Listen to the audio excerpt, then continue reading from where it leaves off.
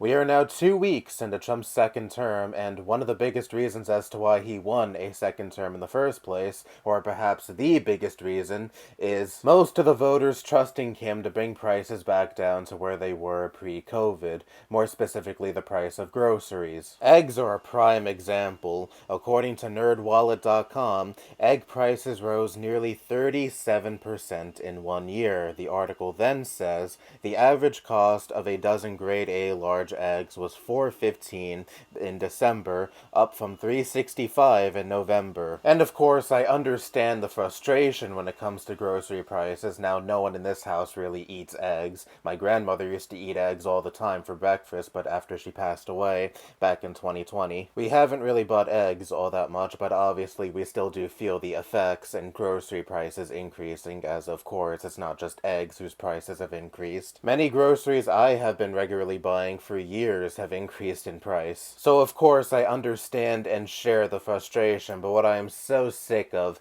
is this notion that the president alone can dictate the prices of groceries. It doesn't matter if Biden is in office, or if Trump is in office, or if Kamala won in November, or hell, even if Trump won his second term back in 2020, you would still be complaining about grocery prices right now. And while we're on the topic of eggs, let's read a snippet from an NBC article. Why have egg prices risen so much? The main reason is the bird flu outbreak that started in 2022. Anytime the virus is found on a poultry farm, the entire flock is slaughtered to help limit the virus's spread. And with massive egg farms routinely housing more than 1 million chickens, just a few infections can cause a supply crunch. The problem tends to linger because it takes months to dispose all of the carcasses, disinfect barns, and bring in new birds. So the answer as to why egg prices have gone up exponentially is rather simple. We have a virus currently that has infected millions and millions of chickens that are on these farms, that harvest their eggs to eventually sell to stores, but now they have to kill their entire livestock, even if only a few of their chickens have contracted bird flu, to ensure that consumers aren't buying contaminated eggs at their stores. It wasn't Biden these last 4 years going like, you want to know what would be so hilarious? If I press the non-existent egg prices go up button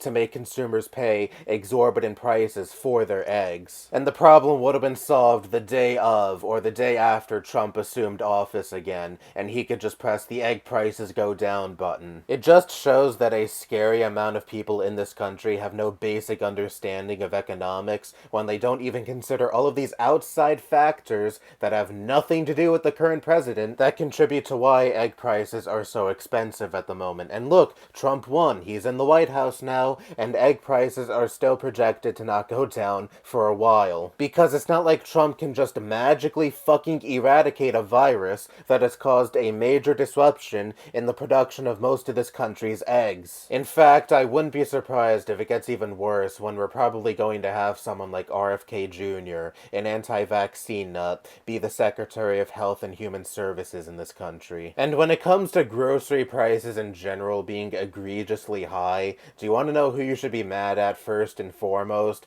Major retailers like Amazon, Walmart, Target. The FTC last year found out that these major retailers were engaging in price gouging and used the COVID pandemic as a perfect opportunity to engage in this. Obviously, during the height of the pandemic, there were supply shortages and disruption to production that led to prices of many goods skyrocketing. And these corporations found an ample opportunity to keep prices high because consumers were already paying exorbitant prices for goods. And these corporations were like, well, we can just keep making them pay exorbitant prices so we can rake in more profit for ourselves. Kamala on the campaign trail actually did propose that she would attempt to put an end to price gouging should she win. And you had Republicans coming out in fucking favor of price gouging while you had consumers all across the country paying ridiculous prices for their goods. Yeah, if only she decided to go hard on that instead of prancing around with the fucking Cheneys, but anyway. There are a million different factors that contribute more to high grocery prices than just who is currently in the White House for you to wag the finger at. But the president alone does not contribute to high grocery prices. They can, of course, be a factor. Like, for example, if Trump gets his way with tariffs and you begin to see imported goods from Canada, China, Mexico skyrocket in price. I know currently tariffs on Mexico are put on hold, but obviously that can can change later down the line. Anyway,